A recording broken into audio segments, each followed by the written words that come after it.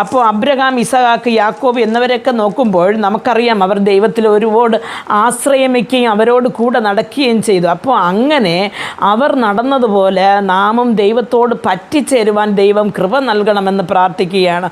അപ്പോൾ നാം നമ്മുടെ തലമുറയ്ക്ക് വേണ്ടി പ്രാർത്ഥിക്കേണ്ടിയിരിക്കുന്നു.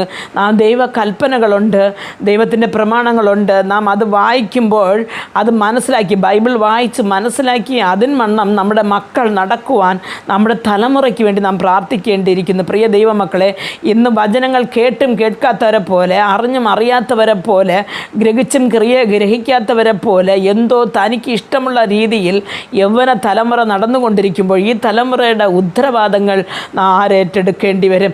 അതേപോലെ എൻ്റെ പ്രിയ ദൈവമക്കളെ, നാം പ്രാർത്ഥിക്കേണ്ടത് അത്യാവശ്യമാണ്. ഈ തലമുറകൾക്ക് വേണ്ടി, നമ്മുടെ മക്കൾക്ക് വേണ്ടി, നമ്മുടെ ചുറ്റുമുള്ള മക്കൾക്ക് വേണ്ടി, സഭയിലെ മക്കൾക്ക് വേണ്ടി, ലോകത്തിലെ എല്ലാ മക്കൾക്ക് വേണ്ടി നാം പ്രാർത്ഥിക്കണം. കാര്യമെന്ന് പറഞ്ഞാൽ അവർക്ക്